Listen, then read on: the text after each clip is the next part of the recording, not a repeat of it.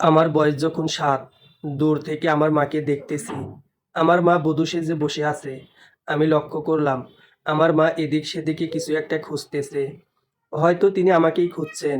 মায়ের চোখ ছলছল করছে। খুঁজলেও কি? সে তো আমাকে ডাক দিতে পারবে না। আমাকে কাছে টানতে পারবে না। আর আমিও আমার মায়ের কাছে যেতে পারবো না। কি অদ্ভুত! আজ থেকে আমার মায়ের পরিচয় দিতে আমি পারবো না। এটা সম্পূর্ণ নানা বাড়ির লোকেদের আদেশ। যেই লোকটা আমার মাকে বিয়ে করেছিলেন, সেই লোকটা আমার ব্যাপারে জানতেন। তবে তিনি জানতেন আমি অনাথ আশ্রমে আছি। আর আমার মাকে বাধ্য করিয়েছে বিয়ে করতে। মামাদের চাপেই মা বিয়েটা করছে। কতদিনই বা মামা বাড়ির লোকেদের ঘাড়ে বসে খাবে। আমার মায়ের একটা সেলাই মেশিন ছিল। সেটিও বিক্রি করে মামা টাকা কাজে লাগিয়েছে। আমার বাবা মারা যান রোড অ্যাক্সিডেন্টে। বাবার চেহারাটা আমার স্পষ্ট মনে আছে। কারণ আমি যে সবসময় বাবার সাথেই থাকতাম। যতক্ষণ বাসায় থাকতাম, ততক্ষণই বাবার কোলে বসে থাকতাম। আমার বাবা নিজ হাতে খাইয়ে দিতেন আমাকে। রাতে কাজ শেষে যখন বাসায় ফিরতেন, তখন আমি ঘুম থাকলেও কোলে তুলে নিতেন। কত ভালোবাসা পেয়েছি বাবা মায়ের কাছে। বাবা মারা যাওয়ার পরে আমরা একেবারে নিঃস্ব হয়ে যাই। বাবা দিন আনতো দিন পার করতো। তবে কাজ করে কিছু টাকা গুছিয়ে মাকে সেলাই মেশিনটা কিনে দিয়েছিল। সেই মেশিন দিয়ে যে টাকা পেত, তাতে আমাদের সংসার চলতো না। এক পর্যায়ে বাধ্য হয়ে আমরা নানা বাড়িতে চলে আসি। ছোটবেলায় দেখতাম ছেলে মেয়েরা কাঁধে ব্যাগ নিয়ে স্কুলে যাচ্ছে। আমারও তখন খুব ইচ্ছে করতো ওদের সাথে আমিও স্কুলে যাই। তখন সবচাইতে বেশি ভালো লাগতো স্কুল ড্রেসটা, হালকা গোলাপি শার্ট আর কালো হাফ প্যান্ট। কত সুন্দরী দৃশ্য! এক ঝাঁক বন্ধুরা স্কুলে যেত। আমার ইচ্ছা থাকা সত্ত্বেও আমি বলতে পারি নাই আমিও ওদের মতো স্কুলে যাব। শীতের রাতে মা আমাকে কোলের মাঝে নিয়ে শুয়ে আছে। সুন্দর সুন্দর গল্প শোনাতেন, মাথায় হাত বুলিয়ে দিতেন। ওহ হ্যাঁ, আমার মাথায় তখন উকুন ছিল। মা রাতের অন্ধকারে বিলে কেটে উকুন আনতেন। তখন আমার কি যে ভালো লাগতো! আমি শুয়ে থাকা অবস্থায় মায়ের গলা জড়িয়ে ধরে বলেই ফেললাম, মা, আমিও স্কুলে যেতে চাই। দেখছো মা, ওরা কত সুন্দর কাপড় পরে একসাথে স্কুলে যায়। আমিও ওদের সাথে যাব। না রে বাবা, তোর ওদের মতো যাওয়া হবে না। আজ তোর বাবা বেঁচে থাকলে যেতে পারতি। এই কথাটা আমাকে বলেছিস, আর কারো সামনে বলিস না। তোর মামারা শুনলে তোরে মারবে নে। মা, আমিও ওদের সাথে খেলতে চাই। আমাকে ওদের মতো জামা প্যান্ট বানায় দাও। দিব বাবা, দিব। তবে এখন না। তুই বাবা ঘুমা, আমি তোকে ঘুম পাড়িয়ে দিচ্ছি। কপালের উপরে পানির ফোঁটা অনুভব করলাম। তার মানে মা কাঁদছেন। শাড়ির আঁচল দিয়ে তার চোখটা মুছে আমার কপালে একটা চুমু দিলেন। আমি মায়ের গলা ধরে ঘুমিয়ে পড়লাম। আজ মাকে ভীষণ মনে পড়ছে। মায়ের জন্য মনটা ছটফট করছে। ইস, মায়ের যদি দেখা পেতাম! আমার শেষ নিঃশ্বাস ত্যাগ মায়ের কোলেতে মাথা রেখে করতে চাই। মায়ের হাত বুলানিতে যেন আমার মৃত্যু হয়।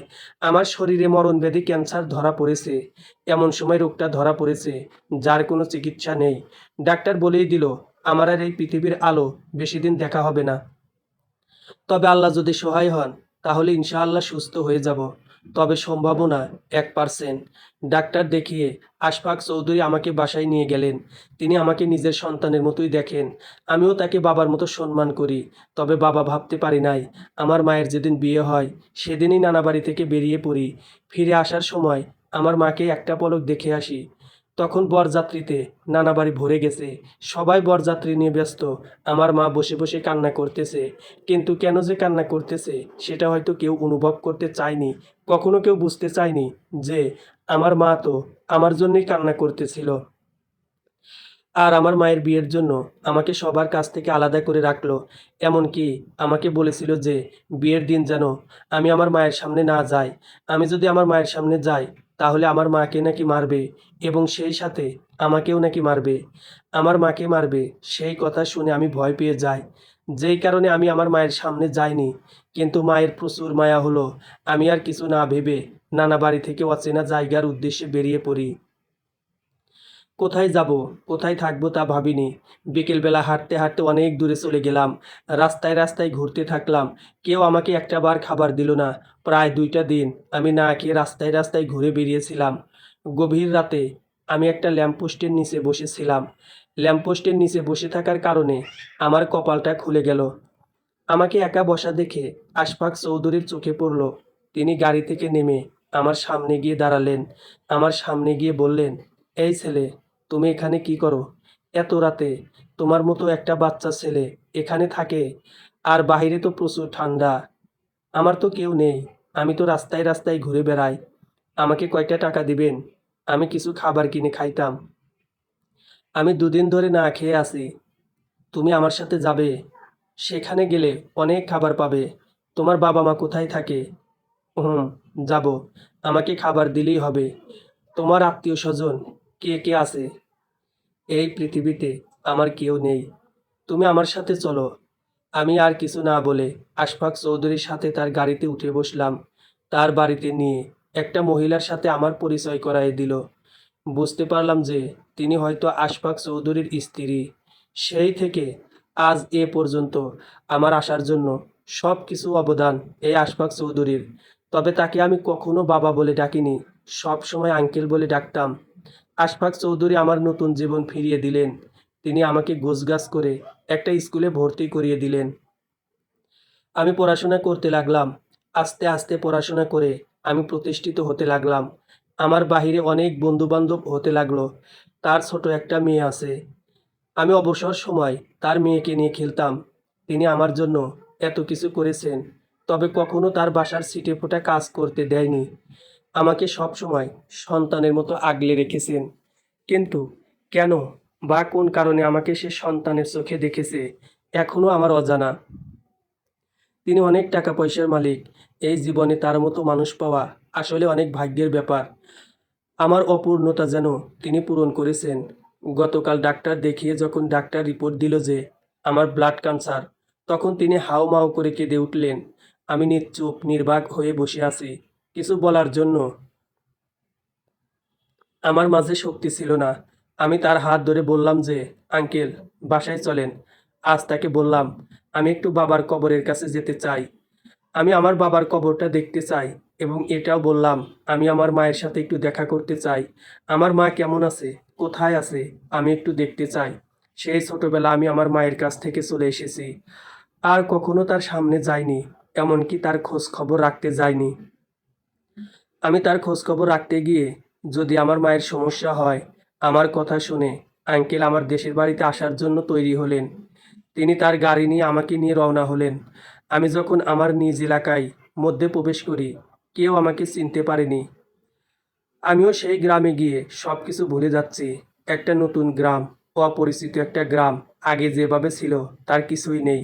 গ্রামের বাড়িতে গিয়ে আমার দাদার নাম বলার পরে সেই বাড়িটি দেখে দিলেন এক লোক। অবশ্য আমি আমার পরিচয় দেইনি। আমি সন্ধ্যার পরে চুপি চাপে আমার বাবার কবরের কাছে গেলাম। বাবার কবরের কাছে গিয়ে আমার চোখ আটকাতে পারলাম না। আমি হু হু করে কেঁদে দিয়ে বাবাকে বললাম, এই বাবা, তুমি আমাকে কেন ছেড়ে চলে গেছো? তুমি চলে যাওয়াতে যে আমি সব কিছুই হারিয়ে ফেলেছি। আমি যে আমার বাবা মায়ের ভালোবাসা থেকে বঞ্চিত হয়েছি। তোমার চলে যাওয়াতে আমি আমার মাকেও হারিয়ে ফেলেছি। জানি না আমার মা কোথায় আছে, কিভাবে আছে। তবে কেন যেন বাবা তোমাকে ভীষণ মনে পড়ছে। তুমি আমাকে ছেড়ে না গেলে পারতে না? কেন এভাবে আমাকে একা ফেলে চলে গেলে? কেন আমি ইতিম হলাম? বাবা, আমাকে একটু কোলে নেবে? তোমার কোলের উপর বসিয়ে আমাকে একটু খাইয়ে দেবে? আমার হাতটি ধরে তুমি কি একটু রাস্তায় চলবে? আমার খুব ইচ্ছে করছে তোমার সাথে চলতে, তোমার কোলে বসতে, তোমার হাতে খাবার খাইতে। বাবা, প্লিজ একটা বার আমার কাছে ফিরে আসো না। এই বাবা, তুমি কি আমার কথা শুনতে পাচ্ছ? বাবার কবরের জিয়ারত করার পরে আমি আমার নানা বাড়ির উদ্দেশ্যে রওনা হয়েছি। জানি না আমার মায়ের দেখা পাবো কিনা, জানি না আমার মা বেঁচে আছে কিনা। আমার মায়ের সামনে গিয়ে আমি খুব শক্ত করে মাকে জড়িয়ে ধরবো। না, আমি আমার মায়ের দেখা পাইনি। তাহলে কি আমার মৃত্যুর আগে আমার মাকে জড়িয়ে ধরতে পারবো না? খুব ইচ্ছে করছে মায়ের কোলে মাথা রাখতে, আর যে কখনো মায়ের কোলটা চাইলেও পাবো না। মামা বাড়িতে গিয়ে আমার মায়ের কথা জিজ্ঞেস করার পরে তারা কেউই আমার মায়ের ব্যাপারে কিছু বলতে পারলো না। মামাদের কাছে আমার পরিচয় দেইনি, তবে তাদের একটা লোভ দেখেছিলাম যে আমার মায়ের নামে কিছু টাকা জমা আছে, সেই টাকার ব্যাপারে তার সাথে দেখা করতে চায়। তারপরেও জানতে পারলাম না কেন যেন তাদের কাছে আমার পরিচয়টা দিতে ঘৃণা লাগতেছিল। কেনই বা আমার পরিচয়টা দেব? তারা তো আমাকে বোঝা ভেবেছিল। তাদের জন্যই তো আমি আমার মাকে হারিয়েছি। তারা আমার কাছ থেকে আমার মাকে কেড়ে নিয়েছে। শুধু তা নয়, আমার ছোটবেলার সুখ, মায়ের আদর সোহাগ সবই তাদের জন্য হারিয়ে ফেলেছি। এমনকি আজও আমি আমার মায়ের দেখাটা পেলাম না। জানি না আমার মা কেমন আছে, কোথায় আছে, যার কাছে আছে, ভালো আছে তো? আমার মায়ের দেখা না পেয়ে আমি আবারও শহরের উদ্দেশ্যে রওনা হলাম। এখন আমার সেই মানুষটিকে খুঁজে বের করতে হবে, যে মানুষটা আমার মাকে বিয়ে করেছিলেন। হয়তো তার সব কিছু জানতে পারলে হয়তো আমি আমার মাকে খুঁজে পাবো। শরীরটা বেশ খারাপ লাগলো। নিজের মাঝে কেমন যেন দুর্বলতা কাজ করতে লাগলো। ঠিক মতো হাঁটাচলা করতে পারছি না। হঠাৎ করে আমি প্রচুর পরিমাণে অসুস্থ হয়ে পড়ি। আমার নাক মুখ থেকে প্রচুর পরিমাণে রক্ত পড়তে লাগলো। আঙ্কেল আমার এই অবস্থা দেখে আঙ্কেল খুব দ্রুততার সহিত আমাকে মেডিকেলে নিয়ে যান। আমার মাঝে কতক্ষণ জ্ঞান ছিল না আমি জানি না। যখন আমার জ্ঞান ফিরে তখন আমি দেখি চৌধুরী এবং তার মেয়ে কনক আমার পাশে বসে আছে। আমার জ্ঞান ফেরার পর আশফাক চৌধুরী বলেন, রায়ান, এখন তোমার কেমন লাগছে? 2টা দিন ধরে তোমার জন্য আমরা চিন্তায় ছিলাম। তুমি 2 দিন ধরে অজ্ঞানের মতো পড়েছিলে। মেডিকেলে নিয়ে ডাক্তার দেখানোর পরে ডাক্তার তোমাকে বাসায় পাঠিয়ে দেয়। এই তো মেডিকেল থেকে আসার ঘন্টা খানিক পরেই তোমার জ্ঞান ফিরলো। আচ্ছা, আমার কি হয়েছিল আমি তো কিছুই মনে করতে পারছি না। তুমি হঠাৎ করে অজ্ঞান হয়ে পড়ো এবং তোমার নাক মুখ থেকে প্রচুর পরিমাণে ব্লিডিং হচ্ছিল। তারপরে তো আমরা তোমাকে মেডিকেলে নিয়ে গেলাম। তাহলে আমি কি আর বেশি দিন বাঁচবো না? বাবা, এসব কথা বলে না। আল্লাহর রহমতে তুমি সুস্থ হয়ে যাবে। আর আমি চেষ্টা করতেছি যেভাবে হোক তোমার ভালো ডাক্তার কিভাবে দেখানো যায়। আর তাছাড়া আমি অলরেডি ডাক্তারদের সাথে কথা বলেছি কি করলে তুমি আবার আগের মতো ফিরে আসতে পারবে। কিন্তু ডাক্তার যে বলল আমি আর বেশি দিন বাঁচবো না। আমি আর এই পৃথিবীর বেশি আলো বেশি দিন দেখতে পারবো না। কে বলেছে আল্লাহ চাইলে সব কিছুই সম্ভব? আল্লাহ যদি চায় তাহলে তুমি খুব দ্রুতই সুস্থ হয়ে যাবে। রায়ান, তুমি একটুও ভয় পাবে না। নিজেকে শক্ত রাখো। আর আমরা সবসময় তোমার জন্য দোয়া করছি। আমরা তো চাই তুমি ঠিক আগের মতোই যেন সুস্থ থাকো। আমার তো কোনো ছেলে সন্তান নেই। আমি তো তোমাকে সব সময় আমার ছেলের মতোই দেখেছি। তোমার কিছু হয়ে গেলে আমাদের কি কষ্ট হবে না? আঙ্কেল, একটা কথা বলবো? হ্যাঁ, বলো। তুমি কি বলতে চাও? আপনি আমার জন্য এত কিছু করেছেন, আমাকে সন্তানের মতো দেখেছেন, কিন্তু আপনার কি একটা বারও প্রশ্ন জাগে না যে আমি তো আপনাকে কখনো একটা বার বাবা বলে ডাকলাম না? জানেন, আমি যখন চোখ বুজি তখনই কেন যেন আমার চোখের সামনে বাবা এসে হাজির হন। তিনি সবসময় আমাকে তার কাছে ডাকেন। আমার মনে হয় আমার বাবা আমার হাত ধরে হাঁটতেছেন। আমার মনে হয় আমার বাবা আমার পাশে ছায়ার মতো আছেন। আমি কি করে আপনাকে বাবা বলে ডাকবো? আমার বাবা যে আমার পাশেই থাকেন সব সময়। কিন্তু আপনি আমার বাবার মতন, আমার বাবার চাইতে একটু কম করেননি। আপনি আমাকে সেই রাস্তা থেকে তুলে এনে আমাকে মানুষ করেছেন, আমাকে প্রতিষ্ঠিত করেছেন, আমাকে আপনাদের মতো বিলাসিতার মাঝে রেখে মানুষ করেছেন। সব সময় আমার চাওয়া সব কিছু পূরণ করেছেন। আমি না চাইতেও আপনারা আমার পাশে ছিলেন। আমার যে কোনো ছেলে নেই, তুমি তো আমার ছেলে। আঙ্কেল, মানুষ মাত্রই ভুল করে। না জানা সত্ত্বেও যদি কখনো আপনার সাথে বেয়াদবি করি বা কখনো কোনো কারণে আপনার মনে কষ্ট দিয়ে থাকি, আমাকে ক্ষমা করে দেবেন। আমি হয়তো আমার মায়ের কাছে চাইতে পারবো না, আমার বাবার কাছে চাইতে পারবো না, কিন্তু আপনিও তো আমার বাবা। আপনি আমাকে ক্ষমা করে দিন। আর আমার আরেকটি চাওয়া কি আপনি পূরণ করবেন? তুমি কি চাও আমাকে বলো। আমার সামর্থ্য থাকলে আমি অবশ্যই পূরণ করব। কেন করব না? আপনি কি আমার মাকে আমার কাছে একটা বার এনে দিতে পারবেন? আমি যে আর পারছি না। মাকে ভীষণ দেখতে ইচ্ছে করছে। আমার মরার আগে আমার মাকে প্লিজ একটা বার আমার কাছে এনে দিন না। আমি জানি যে আমার মায়ের কোনো ভুল নেই, আমার মায়ের কোনো দোষ নেই। তারপরও আমি আমার মায়ের কাছ থেকে আড়ালে ছিলাম। আমি যদি আমার মায়ের কাছে যাই তখন যদি আমার মায়ের কোনো ক্ষতি করে, সেজন্যই আমি আমার মায়ের কাছে যাইনি। কিন্তু এখনও নিজেকে অনেক অপরাধী মনে হচ্ছে। আমি সন্তান হয়ে কেন যাইনি তার কাছে? আমি চেষ্টা করব বাবা তোমার ইচ্ছাটা পূরণ করার। আমি আবার যাব তোমার মামা বাড়িতে। সেখানে গিয়ে আমি তার খোঁজ খবর নেব এবং যেখানে তোমার মাকে তারা বিয়ে দিয়েছিল আমি সেই পরিবার সম্পর্কে জানব। তুমি চিন্তা করো না, আমি যে কোনোভাবেই তোমার মাকে তোমার কাছে নিয়ে আসব। আমার উপর এতটুকু ভরসা করতে পারো তো নাকি? আমি আপনাকে কি বলবো বুঝতে পারছি না। তবে আমি মরে গেলে আমি আবারও আল্লাহর কাছে চাইবো আপনার মতো একটা বাবার সন্তান হতে যেন পারি। একটা বাবা সন্তানের জন্য যতটুকু না করে তা আপনি করেছেন। তুমি এখন চুপচাপভাবে খাবার খেয়ে ওষুধ খেয়ে নাও। ডাক্তার ওষুধ দিয়েছে। আর হ্যাঁ, ওষুধ খেয়ে তাড়াতাড়ি ঘুমিয়ে পড়বে। আমি আর কথা না বলে তার কথা অনুযায়ী ওষুধ খেয়ে শুয়ে পড়লাম। কিন্তু কিছুক্ষণ পরে কনক আমার রুমে আসলো। এসে বলল, কি ব্যাপার, তুমি এখনো ঘুমাওনি? মাত্রই তো খেলাম, ঘুম আসছে না কেন জানি। তুই আমাকে এক কাপ চা বানিয়ে দিবি? আচ্ছা বসো, আমি নিয়ে আসছি। কিছুক্ষণ পরে বড় একটা মগে এক কাপ চা বানিয়ে নিয়ে আসলো। আমি তো দেখে অবাক, এতখানি চা কে খাবে? কি রে, এতখানি চা এনেছিস? আমি কি হাতি? আমি আছি না, আমি খাবো। তুমি অর্ধেকটা খেয়ে আমাকে দিও, তারপর আমি খেয়ে নেব। আরেকটা কাপ নিয়ে আয়, আমি এখান থেকে দিচ্ছি। না না, কাপ লাগবে না, এটাতেই হবে। তুমি আগে খাও, তারপর আমার কাছে দিও। কনকের সাথে কথা বলতে বলতে চোখটা লেগে আসলো। ভোরবেলা আমার ঘুম ভেঙে গেল। তারপরও বিছানায় শুয়েছিলাম। শরীরটা বেশ ক্লান্ত। তাই আর কাউকে না ডেকে আমি চুপচাপভাবে শুয়ে থাকলাম। কিন্তু হঠাৎ করে কনকের কণ্ঠ ভেসে আসলো। ড্রয়িং রুমে বসে ওর বাবাকে বলতে লাগলো, বাবা, আমি তো এই পর্যন্ত তোমার কাছে কিছুই চাইনি। এই যে আমাদের এত এত টাকা পয়সা, একদিন তো সব কিছু তুমি আমাকে দিয়ে দেবে, তাই না? আমি তোমার কাছে একটা জিনিস চাইবো, তুমি আমাকে দিবে? বাবা, আমি রায়ানকে ভালোবাসি, কিন্তু এখন পর্যন্ত ওকে আমি এই কথাটা বলতে পারিনি। কিন্তু যখন বলবো তখনই শুনি রায়ানের ব্লাড ক্যান্সার। রায়ান নাকি আমাদের মাঝে আর বেশি দিন বাঁচতে পারবে না। জানো বাবা, তারপর থেকে আমি আর ঘুমাতে পারছি না। আমি দিব্যি পাগল হয়ে যাচ্ছি। কী সব বলছিস? তোর মাথা ঠিক আছে? বাবা, আমি তো তোমার কাছে আগে কিছু চাইনি। তুমি প্লিজ আমার করে দাও না রায়ানকে। তুমি রায়ানের চিকিৎসার জন্য ওকে দেশের বাইরে নিয়ে যাও। আমি রায়ানকে নিয়ে বাঁচতে চাই। আমি রায়ানকে নিয়ে সারা জীবন একসাথে থাকতে চাই। আর রায়ানকে বিদেশে পাঠানোর আগে আমি ওকে বিয়ে করব। তুমি শুধু এই সম্মতিটা আমাকে দাও। কনক আমাকে ভালোবাসে।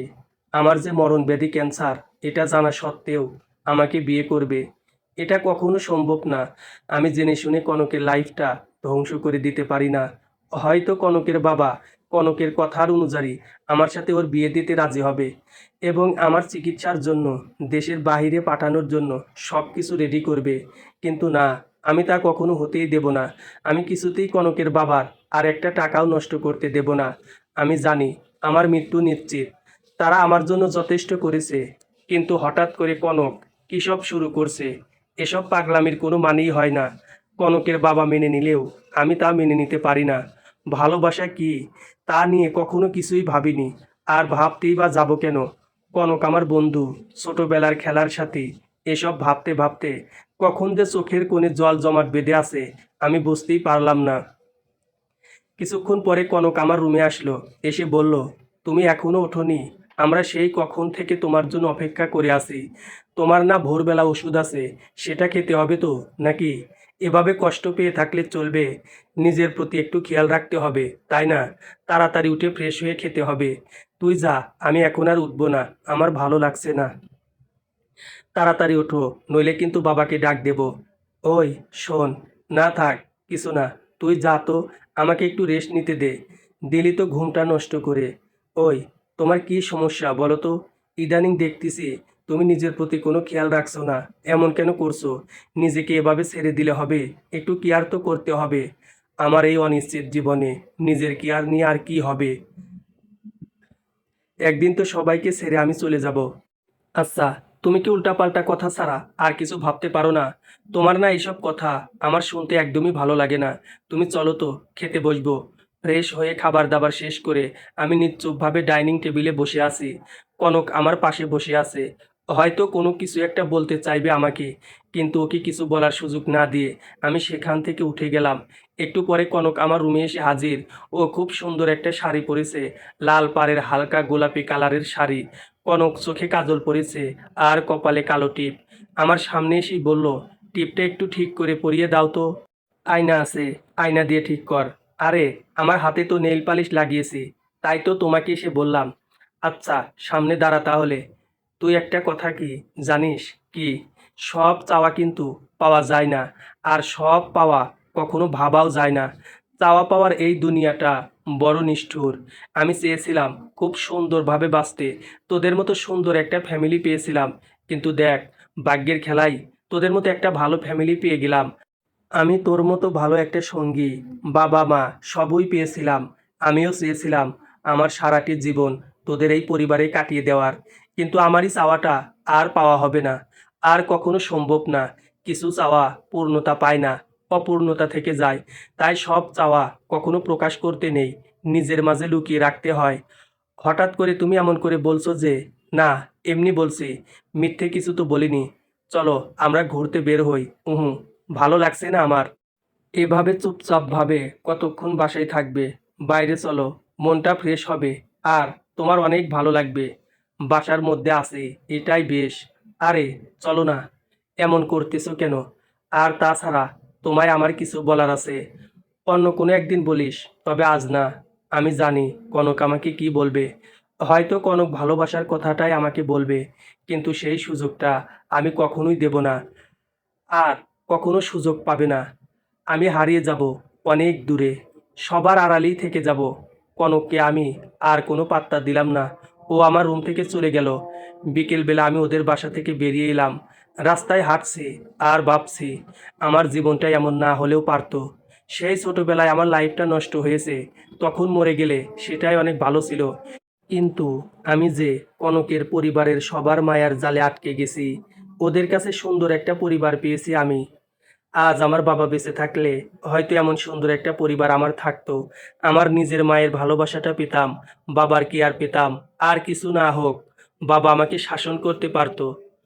আস্তে আস্তে সন্ধ্যা ঘনিয়ে আসছিল। শহরের লোকজন ব্যস্ত হয়ে গেল। যানজট রাস্তা, লোকজনের সমাগম যেন শহরটাকে পুরোই ব্যস্ত করে ফেলেছে। ল্যাম্পপোস্টের নিচে কেউ কেউ ভালোবাসা বিক্রি করে, আবার কেউ বেলুন বিক্রি করে, আবার কেউ হাওয়াই মিঠাই বিক্রি করে। একটা হাওয়াই মিঠাই নিয়ে রাস্তার পাশে বসে আছি, মাথার উপরে ল্যাম্পপোস্ট, ছোটদের মতো হাওয়াই মিঠাই ছিঁড়ে ছিঁড়ে মুখে পুরে নিচ্ছি। ফিরে গেলাম সেই 7 বছরের বয়সটায়, যে দিনটাতে আমি বাসা থেকে বেরিয়ে পড়েছিলাম। সেদিন রাতে আমার প্রচুর পরিমাণে খিদে লেগেছিল। পাশে দাঁড়িয়ে এক লোক সেই সময় হাওয়াই মিঠাই বিক্রি করতেছিল। আমার খুব খেতে ইচ্ছে করছিল, কারণ আমার পেটে যে প্রচুর ক্ষুধা ছিল। আমি কিছু না বুঝে সেই লোকটার কাছে আমি হাওয়াই মিঠাই চেয়ে বসলাম। হাওয়াই মিঠাই আমার হাতে দিয়ে সেই লোকটা আমার কাছে টাকা চাইলো, কিন্তু তখন আমি টাকাটা দিতে পারিনি। কোত্থেকে দেব? আমার কাছে টাকা ছিল না। যখন আমি তার হাতে টাকাটা দিতে পারিনি, সেই লোকটা আমার হাত থেকে হাওয়াই মিঠাই টেনে নিয়ে গেল। হয়তো তখন অনেক গালাগালি করেছিল, কিন্তু আমার পুরোটা মনে নেই। ভিখারির বেশে রাস্তায় রাস্তায় ঘুরেছিলাম সেদিন, আর তখন ভিখারির মতো হয়েছিলাম।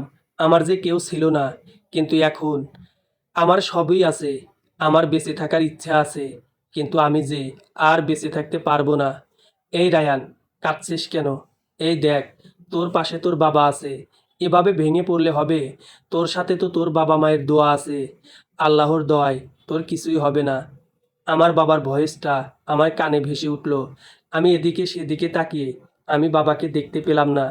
হয়তো বাবা ওই তারাদের দেশে থেকে আমাকে বলছেন। আমার বাবা তো সবসময় সাথেই থাকেন। আমি চোখ বুজলে আমি আমার বাবার চেহারাটা দেখতে পাই। তার হাসি মুখটা আমার সামনে ভেসে ওঠে। রাস্তার পাশ দিয়ে নিশ্চুপভাবে হাঁটতেছি। এক ল্যাম্পপোস্ট থেকে আরেক ল্যাম্পপোস্টের নিচে ঘড়ির দিকে তাকিয়ে দেখি রাত অনেক বেজে গেছে। আজ আর কনকদের বাসায় যাব না। আজকের রাতটা এই রাস্তায় কাটিয়ে দেব। হয়তো এটাই হবে আমার রাতের শেষ ভ্রমণ। কিছুক্ষণ পরে কনকের বাবা আমাকে ডাক দিলেন, রায়ান, এই রায়ান, তুমি এখানে? আর তোমাকে আমি সারাটা শহর খুঁজছি। তোমায় নিয়ে তো অনেক টেনশনে পড়ে গিয়েছিলাম। এভাবে কাউকে না জানিয়ে রাস্তায় বের হওয়া ঠিক হয়েছে? তুমি এখনো অসুস্থ, যে কোনোভাবে অ্যাক্সিডেন্ট ঘটে যেতে পারতো। তুমি কি বোকা নাকি? চলো, বাসায় চলো। আমি আর কিছু না বলে আশফাক আঙ্কেলের সাথে বাসায় চলে আসলাম। আশফাক আঙ্কেল আমাকে সাথে নিয়ে খেতে বসলেন। তিনি আমাকে বললেন, রায়ান, তোমাকে নিয়ে বিদেশ যাওয়ার সমস্ত কাগজপত্র রেডি করে ফেলেছি। আমাদের আর 20 দিন পরে ফ্লাইট। তুমি নিজেকে সেইভাবে তৈরি করে নাও। আর হ্যাঁ, ওষুধ কিন্তু বাদ দিও না। ইনশাল্লাহ বিদেশ থেকে রোগ মুক্তি করেই আমরা দেশে ফিরব। সরি আঙ্কেল, আমি আর বিদেশ যাব না। আমার মৃত্যুটা এদেশের মাটিতেই হোক। আমি জানি যে আমার মৃত্যু নিশ্চিত। শুধু শুধু আপনারা কেন টাকা নষ্ট করবেন আমাকে নিয়ে? কেন আপনারা চিন্তায় থাকবেন? যতদিন বেঁচে থাকি আপনাদের মাঝেই থাকি। আপনারা তো আমার জন্য অনেক কিছুই করলেন, আর কত করবেন। প্লিজ আমাকে ক্ষমা করুন। আমি চিকিৎসার জন্য দেশের বাইরে আর যাব না। তুমি বললেই হবে নাকি? তুমি এতদিন যেমন আমাদের কথা শুনে এসেছো, আজও আমাদের কথা তোমার শুনতে হবে। রাতের বেলা খাবার খেয়ে ছাদে চলে গেলাম। তখন রাত 2:30 হবে। অনেক সুন্দর আজকের চাঁদটা। আমি ছাদের এক কোণে দাঁড়িয়ে চাঁদ দেখতেছিলাম। কিন্তু হঠাৎ করে কনক পিছন থেকে খুব শক্ত করে জড়িয়ে ধরে কেঁদে দিল। আমি কনককে ছাড়িয়ে নিলাম। ছাড়িয়ে নিয়ে সামনে এনে বসিয়ে বললাম, কি পাগলামি শুরু করছিস? বলতো, আমার জন্য তোরা আর কত কষ্ট সহ্য করবি? আমাকে তো তোরা সেই ছোটবেলা থেকেই এই পর্যন্ত নিয়ে এসেছিস। প্লিজ এসব বাদ দে। আর আমার তো কোনো নিশ্চয়তা নেই। কেন খামাখা পাগলামি করছিস? রায়ান, আমি তোমাকে অনেক আগে থেকেই ভালোবাসি, কিন্তু আমি তোমাকে ভালোবাসার কথা বলতে সাহস পাচ্ছিলাম না। আমি জানি তুমি মেনেও নিতে পারবে না। সেই ভয় আমি তোমাকে এতদিন কিছু বলিনি। কিন্তু জানো, যখন তোমার অসুস্থতার কথা শুনি তখন আমি কি করব বুঝে উঠতে পারলাম না। আমি দিব্যি পাগলের মতো হয়ে গেছি। আমি কি করব বলো? তোমাকে যে আমি বড্ড ভালোবাসি। দেখ, তুই একটা ভুল মানুষকে ভালোবেসেছিস, যে মানুষটার কোনো অস্তিত্ব নেই। এসব ব্যাপার তুই ভুলে যা। আর তুই তো আমার চেয়ে অনেক ভালো ছেলেকে বিয়ে করতে পারবি। আমার চাইতে অনেক ভালো একটা মানুষ পাবি। তুই শুধু আমার জন্য দোয়া করিস। আমি যেন আমার চাওয়াগুলো মরণের আগেই পাই। তুমি আবার উল্টাপাল্টা বলতে শুরু করছো। বাবা তো বলল তোমাকে নিয়ে দেশের বাইরে যাবে। কাগজপত্র সব রেডি করে ফেলেছে। তুমি কেন এমন ভয় পাচ্ছ? আসলে আমার কোনো ভয় নেই, কিন্তু আমার মরণের পর একটা আফসোস থেকে যাবে। আমি হয়তো আমার মায়ের কাছে যেতে পারবো না। আমার মরণের সময় আমার মায়ের কোলে মাথা রাখতে পারবো না। আমার এই একটাই আফসোস। আর আঙ্কেল, যে দেশের বাইরে পাঠানোর জন্য ব্যবস্থা করেছে, হয়তো আমার দেশের বাইরে যাওয়া হবে না। আচ্ছা, তুমি বাদ দাও তো। এখন নিচে চলো। রাত তো অনেক হলো। তুমি এখনো এত রাতে ছাদে কেন? কনকের সাথে কথা বলা শেষ করে আমি নিচে চলে আসলাম। বিছানায় হেলান দিয়ে শুয়ে আছি। ইস, আমিও যদি অন্যান্যদের মতো স্বাভাবিকভাবে থাকতে পারতাম, বাবা মার কাছে থাকতে পারতাম, আমি সবচাইতে বেশি সুখী হতাম। পরের দিন সকালবেলা কনক আমাকে জাগিয়ে দিয়ে এক কাপ কফি নিয়ে আসলো। আমার হাতে এক কাপ কফি দিয়ে ওর নিজের কাপে চুমুক দিয়ে বলতে লাগলো, আজকে তোমায় নিয়ে ঘুরতে যাব, সারাদিন রিকশায় চড়বো, আর আমার কিছু কেনাকাটা আছে, সেগুলো তুমি কিনে দেবে। আমার যে শরীরটা অতটা ভালো নেই, আমি কিভাবে বের হব? আচ্ছা, তাহলে আমাদের গাড়িটা নিয়েই বের হব। কিন্তু আজকের দিনটা আমি তোমার কাছে চাই। আচ্ছা ঠিক আছে, তাহলে পরন্ত বিকেলে বের হব। রোদের মাঝে আমি বের হয়ে ঘুরতে পারবো না। তোমার জন্য একটা গুড নিউজ আছে। এখন দিব নাকি পরে দেব? আমার আবার কিসের সুসংবাদ? এখনই বল শুনি। না, থাক, এখন বলবো না, রাতে বলবো। আচ্ছা, তোর ইচ্ছা। বিকেলবেলা কনককে নিয়ে ঘুরতে বের হয়েছি। একটা লাল শাড়ি পরেছে, আর আমাকে জোর করে একটা পাঞ্জাবি পরিয়েছে। পাঞ্জাবিটা ছিল একেবারে হলুদ কালারের। গত বছর কনক আমাকে কিনে দিয়েছিল। এই যে কনকের সাথে ঘোরাফেরা করি, তা নিয়ে ওর পরিবারের কারো কোনো সমস্যা ছিল না, কারণ তারা আমাকে সবাই যথেষ্ট ভালোবাসতো। তাদের মাঝে যদি ভালোবাসা না থাকতো, তাহলে হয়তো আমাকে রাস্তা থেকে কুড়িয়ে নিয়ে এত বড় করতে পারতো না। তাদের ইচ্ছে থাকতো না। তারা আমাকে যতটা ভালোবেসেছে, আমিও তাদের যথেষ্ট পরিমাণ সম্মান দিয়েছি। বাবা মায়ের চাইতে কম নয়। কিন্তু যে মানুষটা আমার জন্য এত কিছু করেছে, সেই মানুষটাকে আমি একটা বার বাবা বলে ডাকতে পারলাম না। হয়তো সেই মানুষটার মাঝে একটা চাপা কষ্ট থেকে যাবে, কিন্তু আমার নিজ থেকে কেন যেন বাবা ডাকটা বের হচ্ছিল না। কনক কপালে টিপ পড়তে পড়তে আমার হাতটা ধরে বাসা থেকে বের হয়ে আসলো। গাড়িতে ওঠার পরে কনক বলল, একটা পার্কে যাবে। কিন্তু আমার পার্ক একদমই ভালো লাগে না। নিরিবিলি নীরব জায়গাটাই আমার সব সময় পছন্দ। আমরা একটা নদী পাড়ের উদ্দেশ্যে রওনা হয়েছি। নদীর পাড়টা অনেক দূরে। সেখানে যেতে প্রায় 1 ঘন্টার মতো সময় লাগুক। তারপরেও লোকজনের ভিড় একদমই ভালো লাগে না। নদীর পাড়ের সুন্দর প্রকৃতি দেখতে কার না ভালো লাগে? নীরব নিস্তব্ধ, কোনো লোকজনের সমাগম নেই। নদীর পাড়ে নেমে কনক আমার হাত ধরে হাঁটছে, আর কনকের চুলগুলো আমার মুখের উপর উড়ে এসে পড়ছে। মন চাইছে না ওর চুলগুলো মুখের উপর থেকে সরাতে। তারপরও আমি কনকের সামনে বিরক্তির ছাপ নিয়ে চুলগুলো সরিয়ে নিলাম। একটা পিচ্চি মেয়ে অনেকগুলো ফুল হাতে নিয়ে বিক্রি করছে। বহু রকমের ফুল রয়েছে মেয়েটির হাতে। কনক আমাকে বলল একটা ফুল কিনে দিতে। আমি মেয়েটির হাত থেকে সবগুলো ফুল কিনে কনকের হাতে দিলাম, আর কনককে বললাম, জানিস কনক, আমার পছন্দের ফুল কিন্তু জবা ফুল, একদম টকটকে লাল জবা। জবা ফুলের কোনো কাঁটা নেই, এজন্যই আমার জবা ফুল সব থেকে বেশি ভালো লাগে। হঠাৎ করে আমার প্রচুর পরিমাণ খারাপ লাগা শুরু করলো। আমি কনককে বলে তড়িঘড়ি করে বাসার উদ্দেশ্যে রওনা হলাম, কিন্তু আমার আর বাসায় যাওয়া হলো না। গাড়িতে বসেই প্রচুর পরিমাণে ব্লিডিং শুরু হয়েছে।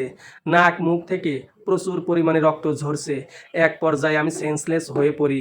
কনক আমাকে মেডিকেলে নিয়ে ভর্তি করে ওর বাবাকে ফোন দেয়। ডক্টর আমাকে ট্রিটমেন্ট করে মেডিকেলে ভর্তি করায়। আমার মুখে অক্সিজেন মাস্ক লাগানো। আমি শুধু ওদের দু চোখ দিয়ে দেখতে পাই, কিন্তু কোনো কিছু বলার শক্তি আমি পারছি না।